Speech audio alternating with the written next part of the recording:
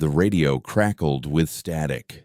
Mountain base, this is Delta Sierra. We're taking heavy fire, surrounded on all sides, requesting immediate backup. The response came back cold. Negative Sierra.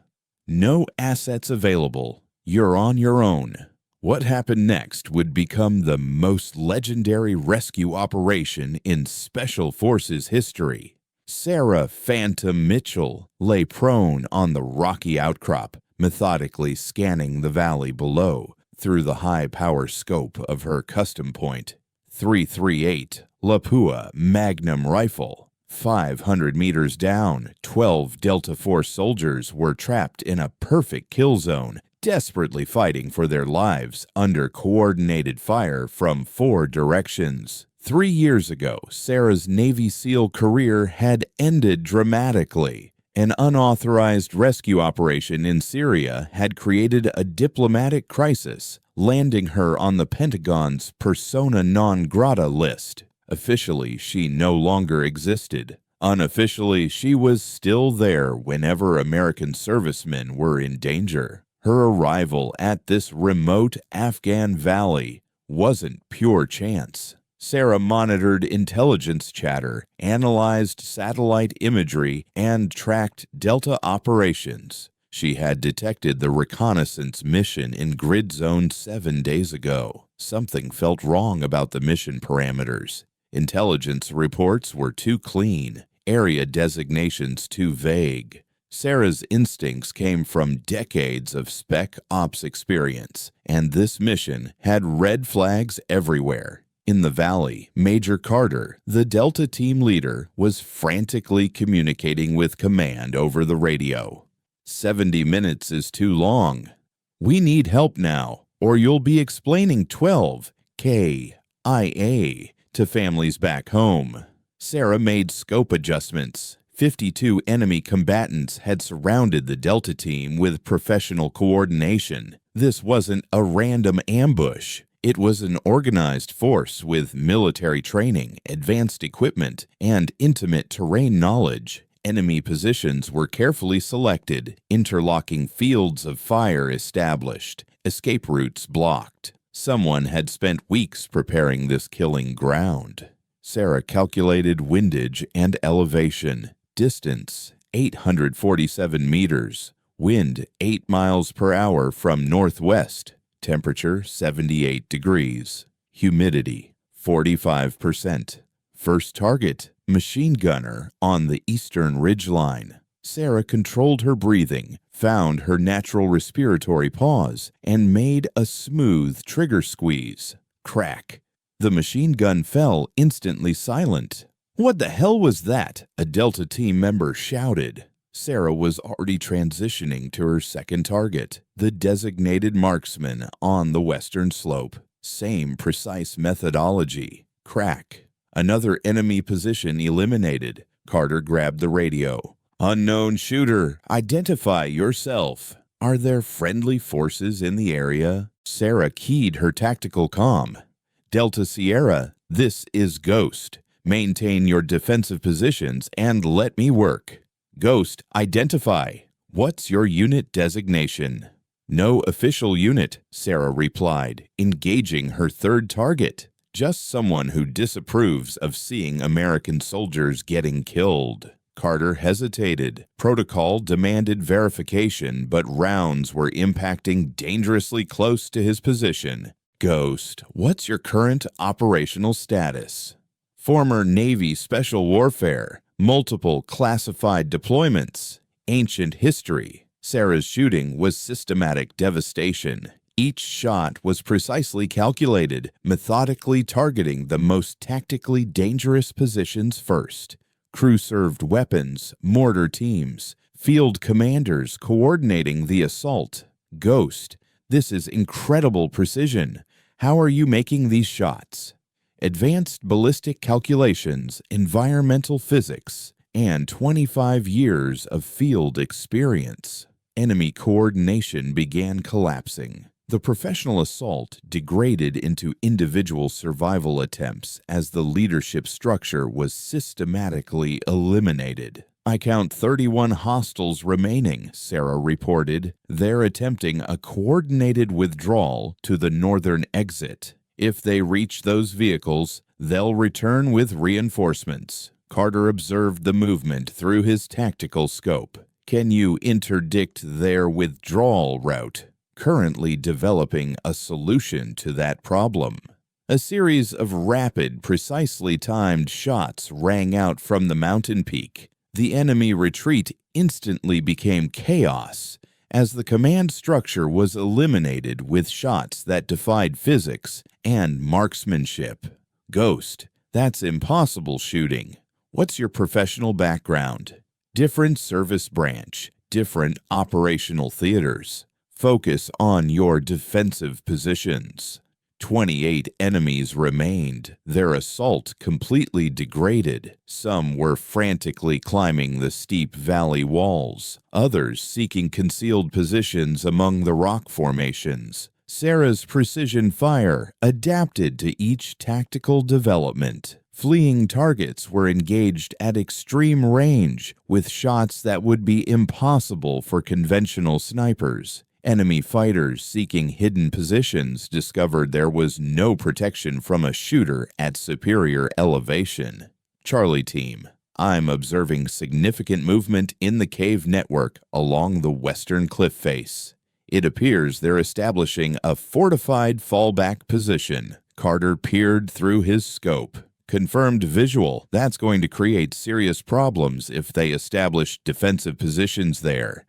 "That won't be an issue much longer." Sarah engaged targets concealed inside cave openings, using calculated ricochets off limestone walls, utilizing the terrain to redirect her shots into positions that should have been impossible to engage with direct fire. "How are you making those ricochet shots?" Foster asked, her voice filled with amazement. "Advanced ballistics, environmental physics, and refusing to accept limitations." The final 12 enemies were preparing for a suicidal assault. Cornered, desperate, with nothing left to lose. "Charlie, actual immediate warning. The remaining hostiles are massing for a frontal assault. They're preparing to overrun your position." Carter checked his ammunition. Less than one magazine remaining. His men were reporting similar critical shortages.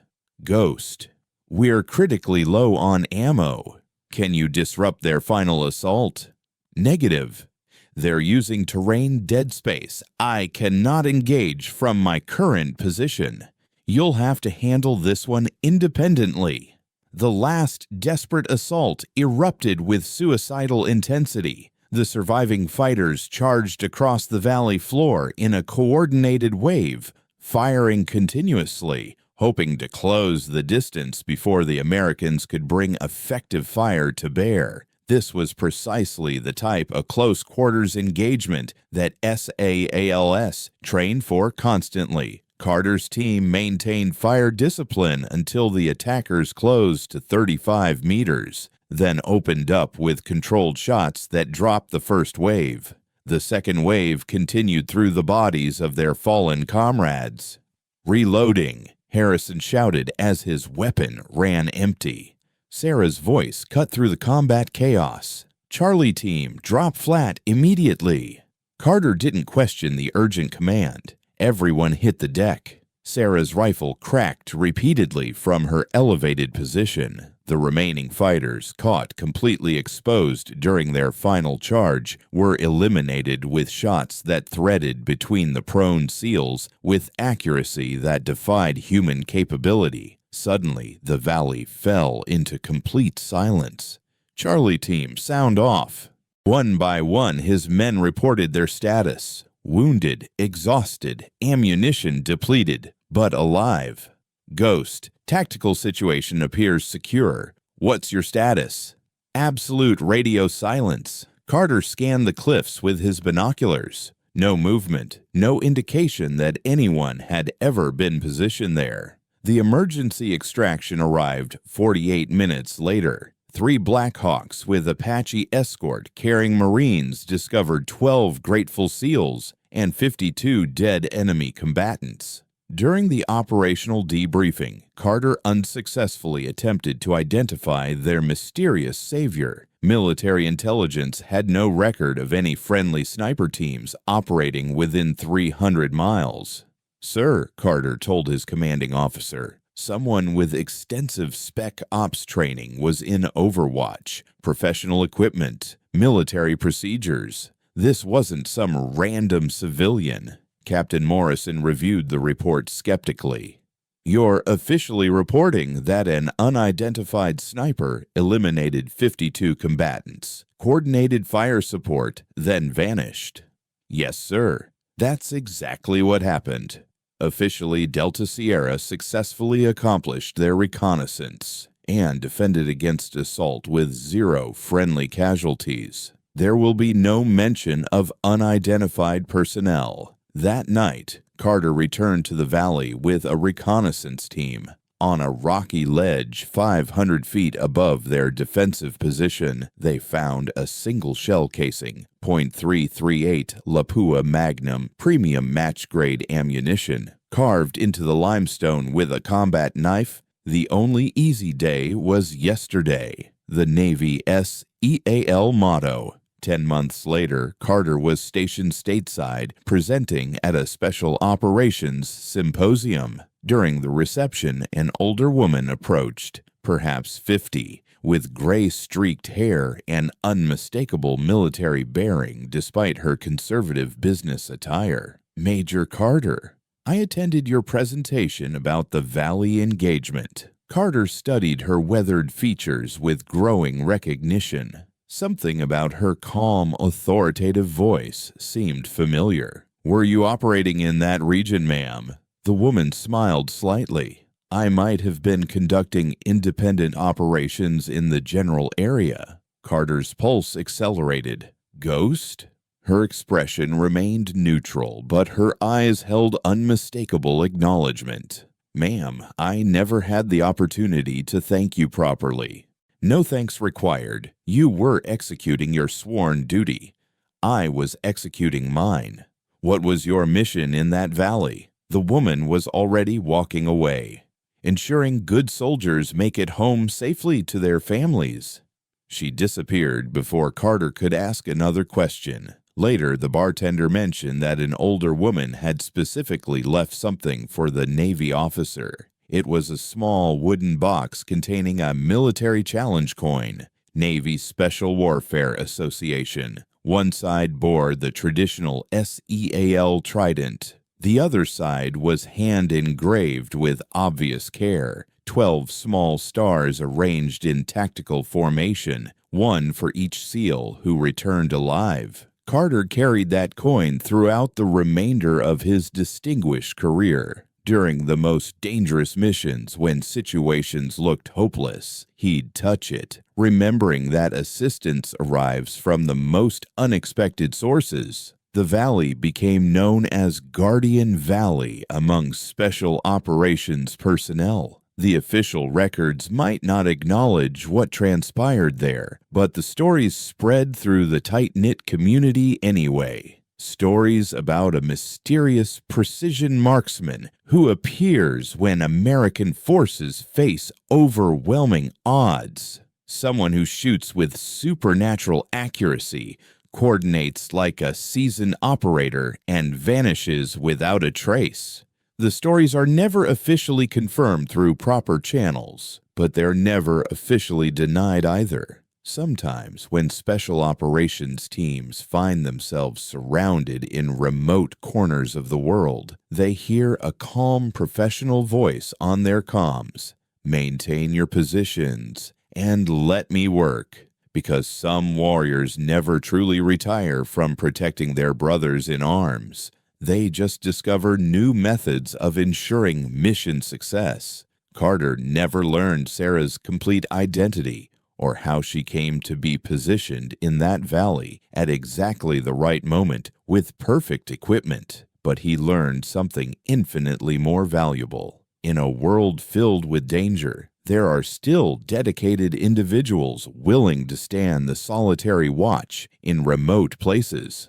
Still guardians who ask nothing in return except the knowledge that good people return home safely to their families. The shell casing from Guardian Valley sits on Carter's office desk today, a constant reminder that heroes don't always wear official uniforms, don't always follow standard procedures, and don't always seek public recognition. Sometimes they accomplish exactly what needs to be done, then disappear back into the wilderness, waiting for the next time their unique skills are desperately needed. In an increasingly dangerous world filled with unmapped threats, that's when true warriors matter most to those carrying the burden of protecting freedom.